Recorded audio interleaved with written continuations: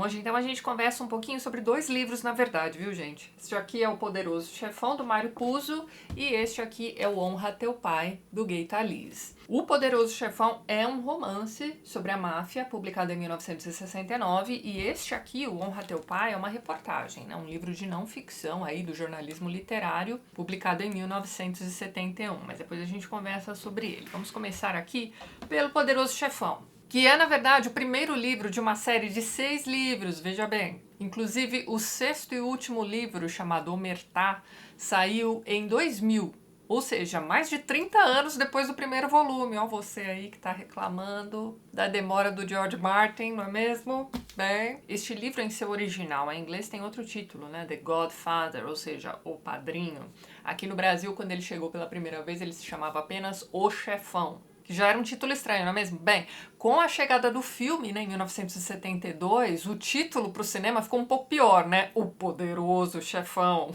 Hoje em dia a gente aceita de boas, né? Nem questiona, mas para e pensa. The Godfather, O Poderoso Chefão. Bem, o filme acabou ficando mais famoso do que o livro passou a trazer, então, o título do filme em sua capa, tá certo?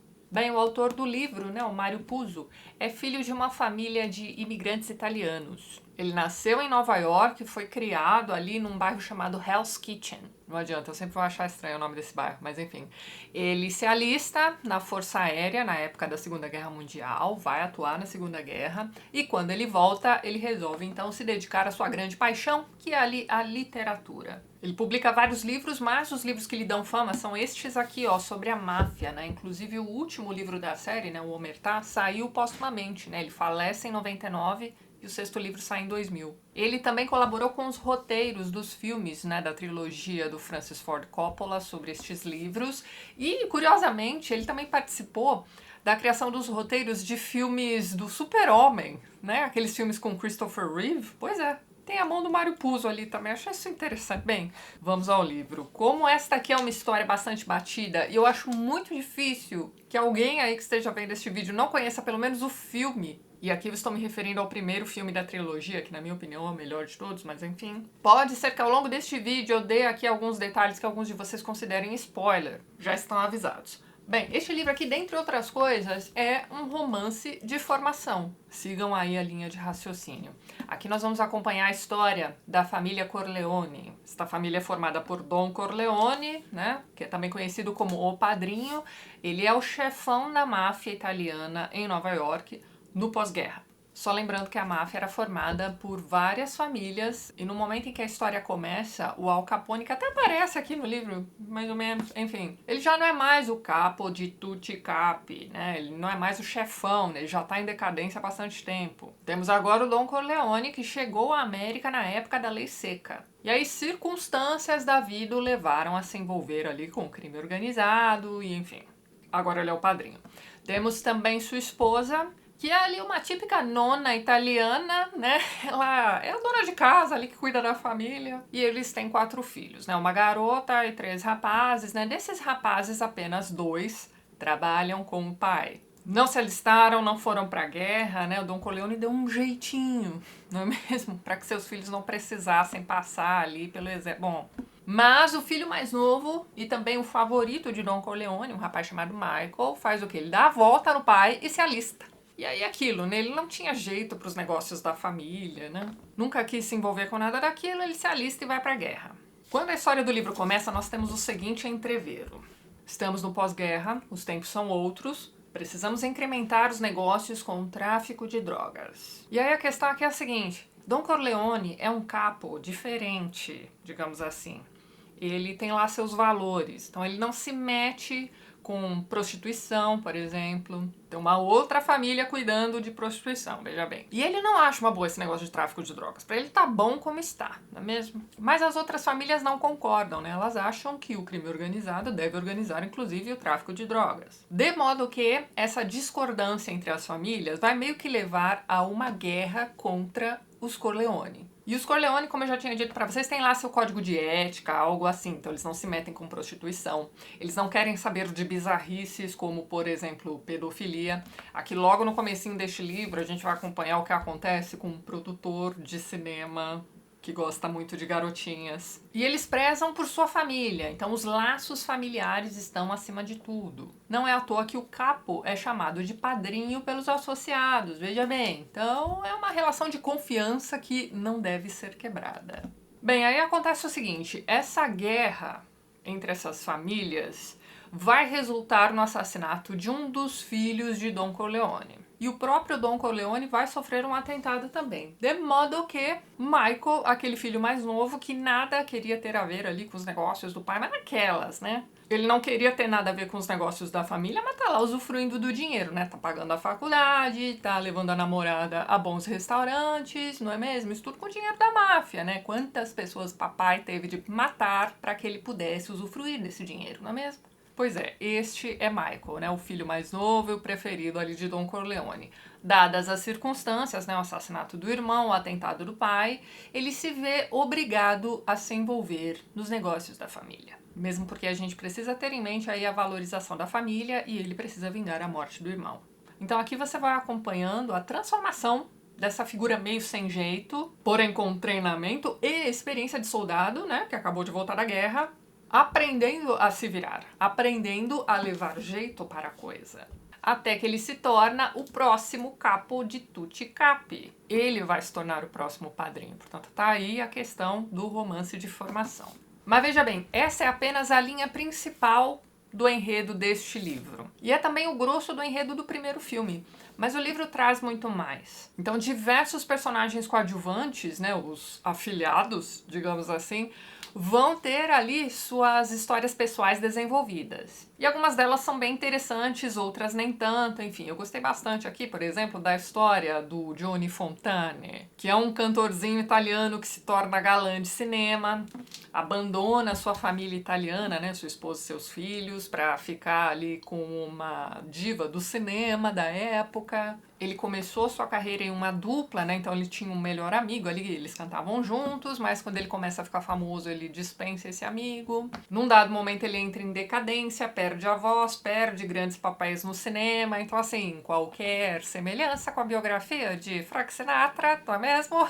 Não é mera coincidência, mas enfim. A questão é que aqui no livro ele recebe uma certa ajudinha do padrinho para poder voltar à ativa, veja bem. Eu não sou grande conhecedora aí da biografia de Frank Sinatra, mas dizem que ele teve aí um certo empurrãozinho da máfia italiana. E aparentemente ele não ficou nem um pouco feliz ao se ver retratado aqui neste livro, nem no filme do Coppola. Mas isso é interessante aqui neste livro pra gente entender até onde ia o braço da máfia.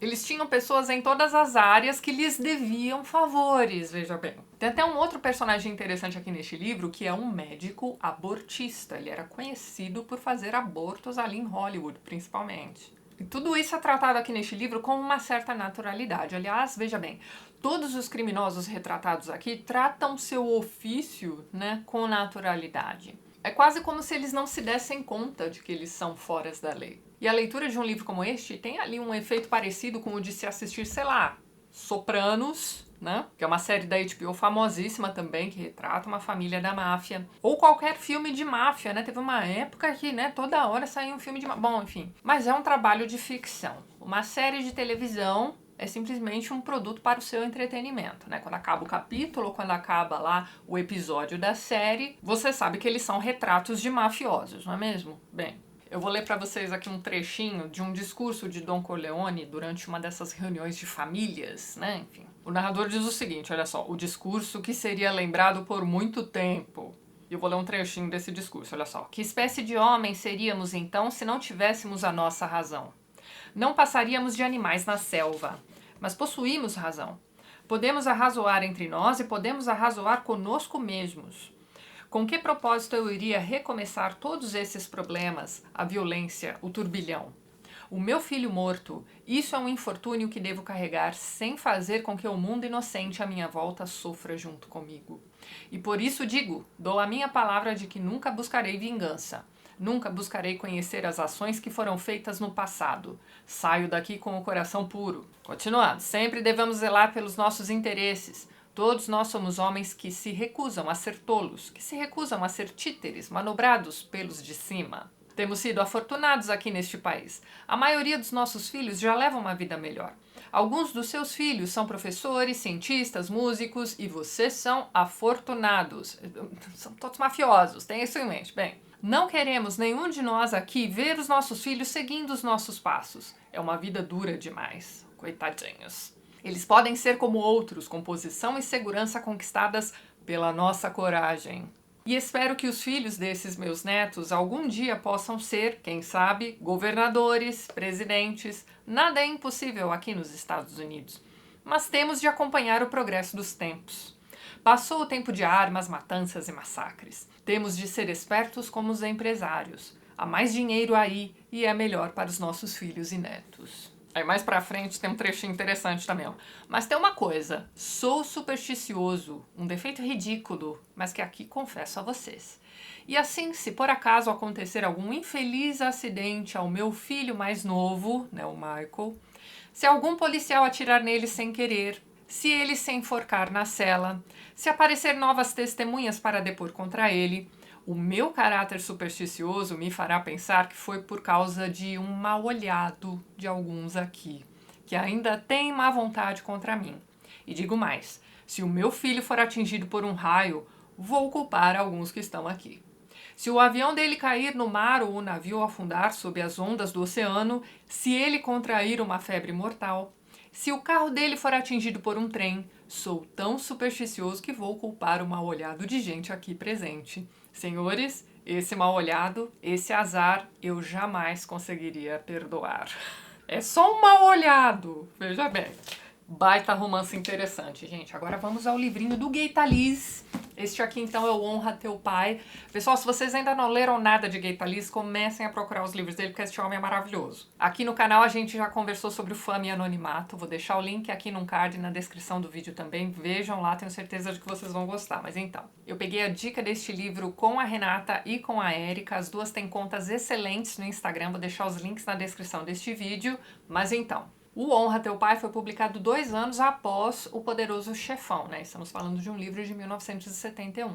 Gaita Liz, para quem não conhece, é um dos grandes nomes do jornalismo literário. E ele é uma figura, gente. Quando vocês tiverem um tempinho, deem uma olhadinha aí no YouTube mesmo, vocês vão encontrar diversas entrevistas com ele. Vejam lá, eu recomendo, tá? Mas então, o Honra Teu Pai, aqui, ó, segundo o blurb na capa do livro, é o seguinte, ó, o primeiro livro de não ficção a penetrar na vida secreta da máfia. Ele começa a pensar em escrever um livro sobre a máfia em 1965. O que estava acontecendo em 1965? Bem, ele tinha acabado de sair do seu emprego no The New York Times, então ele se torna um jornalista independente. Ele queria escrever matérias mais longas de seu interesse pessoal e existiam na época diversas revistas interessadas em publicar essas matérias dele. E a vontade maior, o seu interesse maior para escrever este livro era bastante particular mesmo. Olha o que ele diz no comecinho do epílogo do livro. Ó. Este livro teve origem no constrangimento de meu pai, nascido na Itália, com o fato de gangsters com nomes italianos dominarem invariavelmente as manchetes dos jornais e a maior parte dos noticiários da televisão referentes ao crime organizado. O que é que estava acontecendo nessa época? Bem, em 1964, o Joe Bonanno, que era o chefão da máfia em Nova York naquela época, sumiu, né, desapareceu misteriosamente, né, e tudo levava a crer que ele tinha sido sequestrado. Mas a verdade é que não se sabia. Então esse suposto sequestro aconteceu em meio a uma dessas guerras aí de famílias mafiosas. Então você imagine a movimentação da mídia ao redor desse sequestro. O Gaita Liz, como eu já comentei com vocês, vem de uma família de imigrantes italianos. Seu pai era um alfaiate conhecido na região. E tudo o que dizia respeito à máfia naquela época, em que a mídia só falava de máfia o tempo todo, respingava nas famílias italianas de bem. Ele chega a dizer nesse texto do epílogo que antes, né, desse sequestro, quando você ouvia falar a respeito de Itália, e nomes italianos e tudo mais, você ouvia falar sobre Dante, sobre, sei lá, Botticelli, Michelangelo. Só que a partir dessa guerra entre essas famílias mafiosas nos anos 60, os sobrenomes italianos mais comuns estavam em toda parte. Eu, inclusive, imagino que esse seja um dos motivos pelos quais o Francis Ford Coppola não utiliza a palavra máfia em seus filmes. Ele também era de origem italiana, veja bem. Então é essa má fama dos italianos ali em Nova York que o levou, né, a querer escrever este livro. E o Honra Teu Pai é especificamente sobre a família Bonanno. Mas ao mesmo tempo em que ele conta a história da família, do chefão da máfia naquela época, ele também aproveita para contar a história da máfia, não é mesmo? Bem, para isso ele chega a viajar para Sicília, né? Afinal de contas, essas famílias eram sicilianas, inclusive a família de Don Corleone também. Aqui na página 193 ele conta um pouquinho da história da Sicília. Vou ler um trechinho para vocês, achei interessante pra caramba, olha só. Na história tumultuada da Sicília, que remontava a mais de 20 séculos, a ilha tinha sido regida pela lei grega, pela lei romana, pela lei árabe, pelas leis dos godos, normandos, angevinos, aragoneses. Cada nova onda de conquistadores trazia uma nova lei. E qualquer que fosse, sempre parecia favorecer os ricos, os poderosos. Embora a lei não admitisse vendetas entre os aldeões, permitia que a polícia do governo ou os exércitos do rei agissem com brutalidade organizada ou cometessem massacres. Guerras, sim, vendetas, não. E os primeiros a serem convocados para os exércitos dos reis eram os filhos da terra.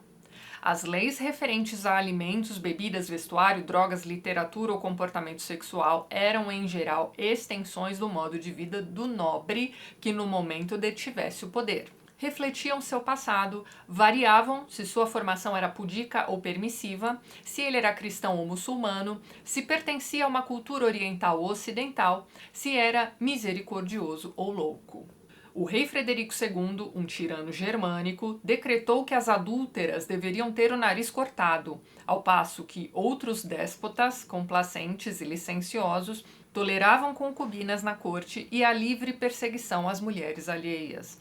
O fato de a lei ser muitas vezes incoerentes de uma geração para outra e às vezes até contradizer outras leis em vigor parecia incomodar poucos legisladores que desejavam, sobretudo, controlar as massas e manter-se no poder. A história vai longe e aí a gente chega à origem da palavra máfia. Olha que interessante, ó. Na história da Sicília, havia um único caso admirável em que a população miserável e sofredora foi capaz de organizar uma bem-sucedida revolta nacional contra seus opressores na época dos franceses.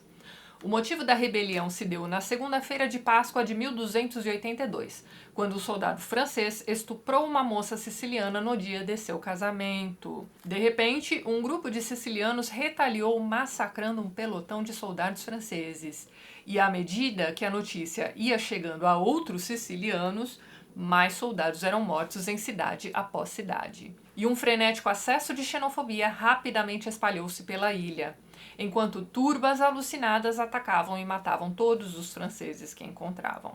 Milhares de franceses foram assassinados em poucos dias e alguns historiadores locais afirmavam que datava dessa ocasião o surgimento da máfia, cujo nome provira do grito aflito da mãe da Virgem violentada, que corria pelas ruas bradando: "Mafia, mafia, minha filha, minha filha". Interessante, não? Mas então, este livro aqui começa com uma descrição bem detalhada do dia em que Joe Bonanno, né, o chefão da máfia, foi sequestrado. E eu já aviso a quem nunca leu nada de Gay Talese que os livros dele são daqueles que você pega pensando assim: eu vou ler só o primeiro capítulo. E quando você se dá conta, você já leu 100 páginas fácil. É impressionante. No pós-fácil, escrito por Pete Hamill, ele diz o seguinte, olha só. Ele tinha um estilo enganosamente simples, que me recordava, de certa forma, a prosa latina que eu tinha estudado no colégio. As orações, de sabor clássico, eram construídas com substantivos concretos e, em geral, na voz ativa. Pareciam sempre terminar com uma palavra forte, de modo que um ponto final nem era necessário. Períodos mais longos alternavam-se com outros curtos e vigorosos. O efeito era às vezes lírico, temperado de ironias sutis. Os parágrafos eram sólidos como uma boa obra de alvenaria. E é isso, o homem é impressionante, não dá vontade de largar os livros dele, mas enfim. Ao longo dos primeiros capítulos você vai acompanhando então essas investigações do paradeiro de Joe Bonanno. a atuação do FBI e tudo mais, enfim. E aqui, conforme você vai lendo sobre essas investigações, ele aproveita para contar como a máfia funcionava, como até mesmo nas eleições, por exemplo, eles davam pitaco. Então, ele vai contar sobre as eleições de John Kennedy, como eles eram contra a eleição desse presidente, porque ele era irlandês, e os irlandeses tinham uma certa rixa ali com os italianos. E ele conta também sobre como o filho de Joe Bonner, o Michael aqui da história, né, enfim, esse rapaz foi preso por ter utilizado um cartão de crédito que não era dele. Era de um dos associados ali da família, né, um dos afilhados, não é mesmo? Bem, a questão é que esse cartão de crédito aparentemente tinha sido fraudado. Então, mais ou menos da mesma forma que Al Capone foi preso por sonegar imposto de renda, não é mesmo? A gente tem esse rapaz sendo preso porque usou um cartão de crédito de bom. Essa história do cartão de crédito vai longe, você vai acompanhando todo o desenrolar aqui nesse livro também. Mas então, esse rapaz vai preso e ao chegar, né, na cadeia, ele se dá conta ali de que ele recebe um tratamento diferenciado, não é mesmo? Desde os guardinhas até os demais presos também, todo mundo tratam assim com bastante, como é que vamos dizer, respeito. Por quê? Porque todo mundo ali, de uma forma ou de outra, já tinha se envolvido com a máfia. Agora, sobre os advogados, olha o que ele diz ali, ó, na página 51. Tanto quanto seu pai, Bill Bonanno suspeitava da maioria dos advogados. Eles eram servidores da justiça, faziam parte do sistema, o que significava que nunca se podia confiar integralmente neles. Ou eram bicões da máfia, homens que gostavam de se colocar na orla do mundo dos gangsters e, sem dúvida, ficavam fascinados com os vislumbres ocasionais de segredos da sociedade.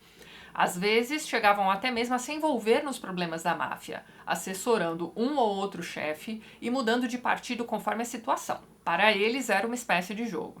E qualquer que fosse a facção que perdesse ou ganhasse, os advogados sobreviviam. Acompanhavam seus clientes ao tribunal e, depois disso, prestavam declarações à imprensa. Formavam uma panelinha privilegiada. Eram muito bem pagos, bastante conhecidos, frequentemente corruptos, mas raramente se saíam mal. Eles é que eram os intocáveis. Então, um filme muito bom sobre a máfia com esse título também, Os Intocáveis. Enfim. Fala-se bastante também sobre outras filiais da máfia, né, em outros estados dos Estados Unidos, mas o grosso, né, o dinheiro mesmo estava em Nova York. E aí vale a gente lembrar que essa Nova York bonitona, idealizada de hoje em dia, é a Nova York pós-limpeza do prefeito Giuliani, que foi o prefeito de Nova York ali de meados dos anos 90, né? Então essa Nova York bonitinha dos Friends, né? É a Nova York de Giuliani. Inclusive, né, para quem tiver curiosidade em rever aí os primeiros episódios da primeira temporada, esse prefeito é mencionado diversas vezes. Mas então, Giuliani também era, né, um descendente de italianos e ele fica conhecido antes mesmo de ser ali o prefeito de Nova York, né? Ele era o procurador-geral que nos anos 80 vai perseguir, vai processar aí diversos mafiosos também. Então, continuando ali na página 100, se diz o seguinte, olha só. Se as pessoas obedecessem à lei, a máfia não existiria. Se os policiais não aceitassem subornos e os juízes e políticos fossem incorruptíveis, não haveria máfia, pois ela não poderia existir sem a cooperação de outros. Antes que a máfia surgisse nos Estados Unidos, abastecendo os mercados ilegais, desenvolvendo-se inicialmente com a fabricação e o contrabando clandestino de bebidas durante a lei seca, havia outras quadrilhas étnicas que supriam as demandas ilegais e que, aos poucos, compraram seu próprio caminho para fora dos cortiços.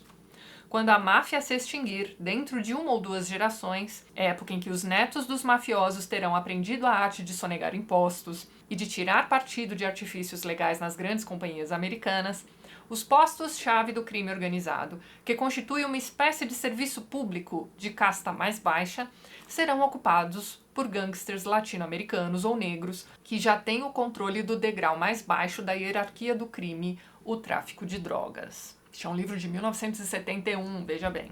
Aí olha que curioso, sobre o poderoso chefão, né? Veja lá o que é que um membro da máfia tem a dizer a respeito deste livro. Passara metade da noite lendo o livro que tinha nas mãos, um novo romance sobre a máfia, intitulado O Poderoso Chefão. Já estava no meio do livro e vinha gostando muito, achando que o autor, Mário Puzo, conhecia bem a sociedade secreta. Bill considerava o personagem principal, Dom Vito Corleone, uma personagem plausível. Bill julgava que seu pai possuía muitas das qualidades que Puzo atribuíra a Dom Vito Corleone. embora certos traços do personagem também lhe lembrassem o falecido Thomas Lucchesi. Na vida real, da mesma forma como Corleone no romance, Lucchesi tinha amigos influentes nos círculos políticos democratas de Nova York, na década de 50. Homens que, pelo que se dizia, prestavam favores especiais em troca de um generoso apoio político. Agora, sobre a guerra do governo contra a máfia, né? O presidente, que na época era o Nixon, declarava que entre as vítimas da máfia havia pessoas tão diversas quanto a dona de casa de classe média alta e o estudante universitário, a secretária e o pedreiro, além do negociante de classe média induzido a pagar juros extorsivos. Aí vem o Bill. Bill rejeitava a palavra induzido. E também se perguntava se Nixon sabia que a maioria dos que procuravam dinheiro com agiotas eram pessoas que não tinham honrado dívidas no passado, aproveitadores e jogadores crônicos, o tipo de pessoa que aceitava o empréstimo e concordava com as condições. Depois, ao invés de pagá-lo, dedurava o agiota à polícia.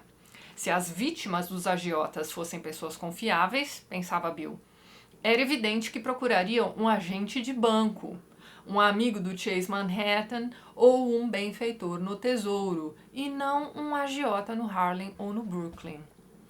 Bem errado ele não está, não é mesmo?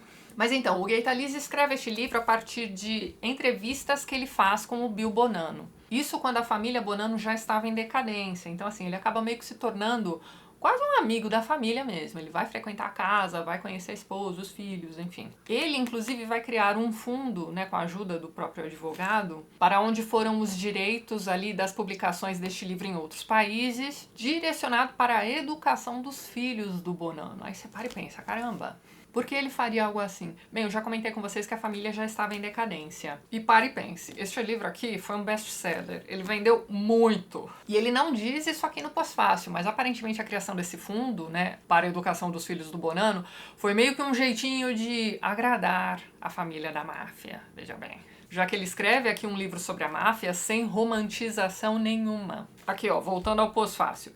Este livro, publicado originalmente em 71, é apenas um exemplo entre muitos da maneira como Gay Talese se recusa a apresentar, sem uma profunda reflexão, as verdades que descobre. Ele põe de lado todas as tentações melodramáticas dos livros sobre a máfia e trata seus personagens como sujeitos e não como objetos. Em suas páginas, eles existem como seres humanos, um de cada vez, e não como caricaturas.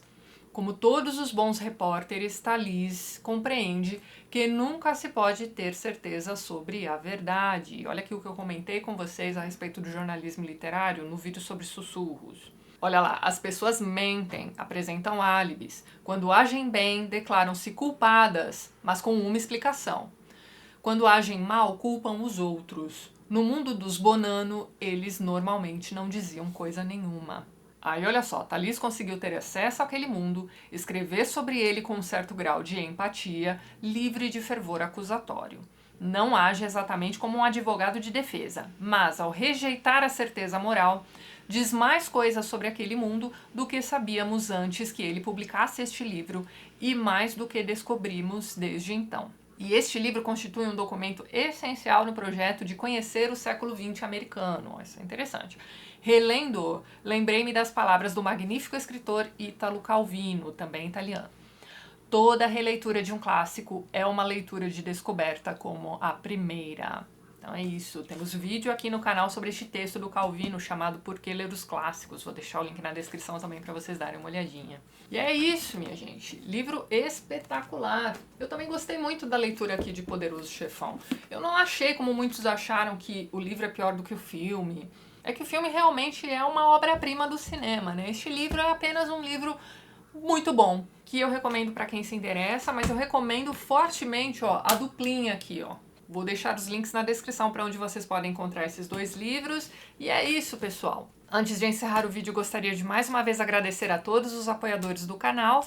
Vocês estão vendo os nomes de todos os apoiadores aqui ao lado. Na descrição do vídeo você também encontra todos os links para os perfis literários do pessoal que apoia o canal e que também produz conteúdo sobre livros, aqui no YouTube e no Instagram também. Caso você também queira se tornar um apoiador do TLT, dê uma olhadinha no primeiro link que eu vou deixar na descrição deste vídeo.